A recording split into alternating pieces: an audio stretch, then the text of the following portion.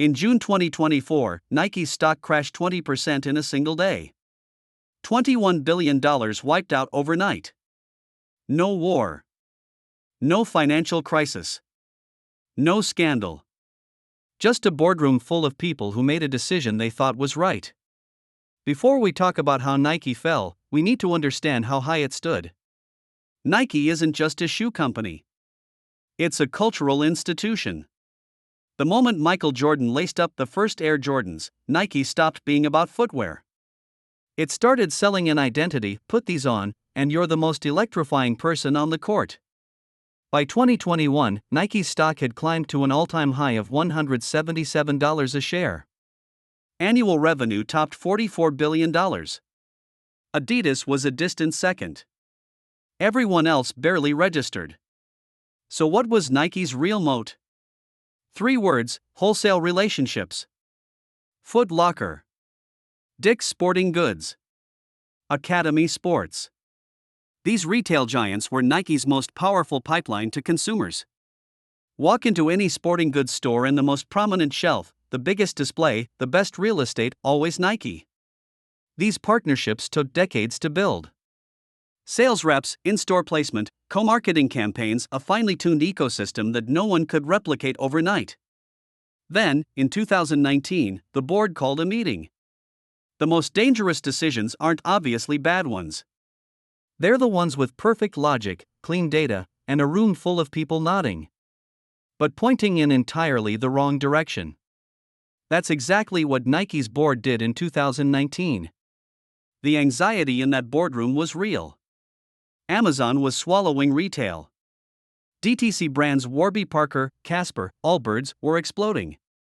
They cut out the middleman, sold direct, kept more margin, owned their customer data. If Nike kept relying on retail partners, would it get left behind? Legitimate fear. Real question. But their diagnosis was wrong. Nike's core advantage was never who sold the shoes. It was what was being sold: the product, the brand, the shoe that made you stop and stare. Distribution was a tool, not the foundation.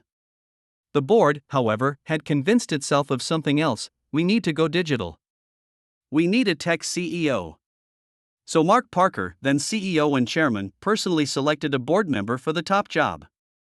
His name was John Donahoe, former CEO of eBay, McKinsey veteran, head of ServiceNow, a certified Silicon Valley digital transformation expert who had sat on Nike's board for 5 years.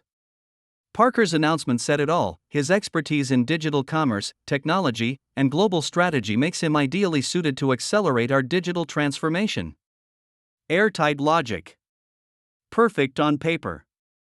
Except nobody in that room asked the harder question: is digital transformation actually Nike's problem? Donahoe wasn't a villain.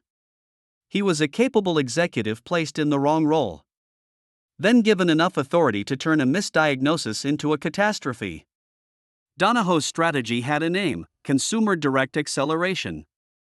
The pitch: cut out the middleman, sell direct to consumers, capture better margins and richer data. The execution: terminate hundreds of wholesale partnerships. Go all in on Nike's own apps and digital channels. Wall Street loved it. Analysts cheered. The slides looked great. But the shelves went empty. And empty shelves don't wait. On Running, a Swiss startup almost nobody had heard of, moved in. Hoka moved in. 2 brands that had been quietly building in the margins suddenly had access to the prime real estate Nike had abandoned. The results were brutal. In 2023, On Running revenues surged 46%. Hoka climbed 27%. Nike's own apps couldn't fill the gap. Consumers opened the Nike app and found their size out of stock. They still wanted to touch the shoe, try it on, feel it, and in the stores where they went to do that, Nike's space had shrunk. Then came the discount spiral. To clear inventory, Nike started slashing prices. Consumers caught on fast: don't pay full price, just wait a few weeks and it'll go on sale. The brand premium Nike had spent 50 years building began quietly dissolving. By March 2024, Nike publicly admitted the strategy had significant flaws. By June 2024, the quarterly numbers arrived. Revenue down. Every geography, every region, every channel all declining. The stock fell 20% in a single session. $21 billion gone. Mark Parker was still in his executive chairman seat that day. He had chosen Donahoe. He had signed off on the strategy. He watched it collapse. 2 months later, Donahoe announced his retirement. Parker stepped down shortly after. The board sat with one question: now what? Everyone expected Nike to bring in a new tech visionary. A fresh face. A bold outsider. Instead, they made a phone call to someone who had been retired for 4 years. Elliott Hill. 62 years old. 32 years at Nike. Started as an intern. Worked his way up to president of both North America and Europe. Retired in 2020. He doesn't know AI. He doesn't do data science. He has never led a digital transformation. But he knows one thing cold: how to sell shoes. More specifically, he knows how to build relationships with the people who sell shoes, the kind of relationship that gets built over coffee and handshakes, not dashboards and KPI decks. When Hill got the call, he came back. His first act as CEO wasn't a grand strategy announcement. It wasn't a restructuring memo. It wasn't a press conference about the future of retail. He picked up the phone and called the CEO of Foot Locker. Then the CEO of Dick's Sporting Goods. One by one, he started repairing what had been broken. He called his plan Win Now. Not a 3-year roadmap. Not a 5-year vision. Just, today, this quarter, rebuild trust. What does a turnaround actually look like? Most people expect something dramatic. A moonshot. A pivot. Hill's answer was almost embarrassingly simple: go back and do the basics right. 3 moves. None of them were innovative. Move 1, get back on the shelf. Nike re-engaged its retail partners with depth, not just supply. Co-designed exclusive products. Rebuilt in-store experiences. Gave retailers a reason to want Nike back in the best spots. The numbers responded immediately. Wholesale revenue up 7% in the first full quarter. Up 8% the next. North America wholesale jumped 24% in a single quarter. Move 2, stop discounting. Hill drew a hard line: Nike would no longer trade brand equity for short-term volume. Direct sales dropped 8% as a result. It hurt. But consumers started believing again that Nike products held their value, that full price meant something. Move 3, lead with sport, not data. Under Donahoe, Nike's marketing started to feel like a tech company: algorithmic targeting, conversion funnels, optimized spend. Hill brought it back to athletes: big moments, emotional storytelling. Sport is everything. Nike reappeared where it belonged: on courts, tracks, and fields. Nike.com had its best Black Friday ever in 2025. Running grew over 20% for 2 consecutive quarters. Market share started coming back. Hill described it using a baseball term: middle innings. The hardest part of the game is behind them. But it's not over. Most people walk away from this story thinking, don't cut your wholesale. That's the wrong lesson. The real one goes much deeper. It's about how companies misdiagnose their own problems and why that mistake is so easy to make. Lesson 1: diagnose the problem before you prescribe the solution. Nike's board had a real anxiety: the DTC wave, Amazon, digital disruption. But they confused industry trends with Nike's specific problem. Nike's actual weakness was product stagnation. The brand had stopped innovating aggressively, leaving room for On Running and Hoka to own performance categories.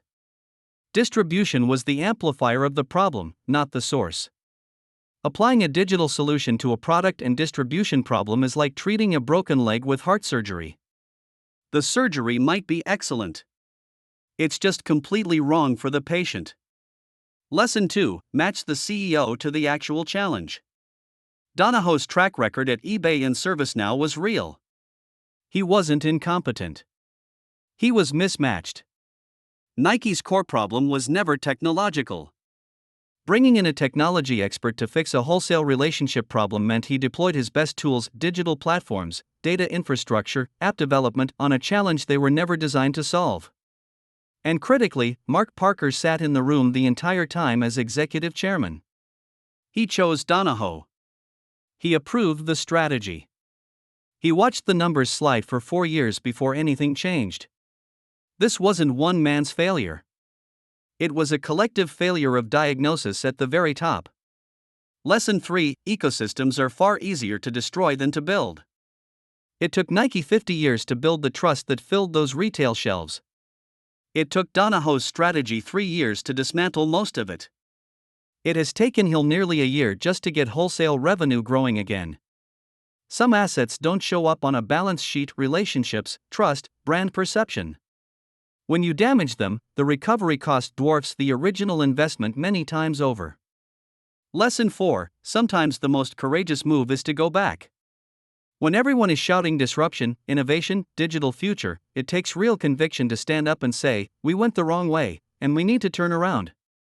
Hill invented nothing new. He simply returned Nike to where it had always belonged. That sounds easy. It isn't. It requires an organization to admit, publicly and collectively, that it was wrong, and then to execute that admission with discipline and speed.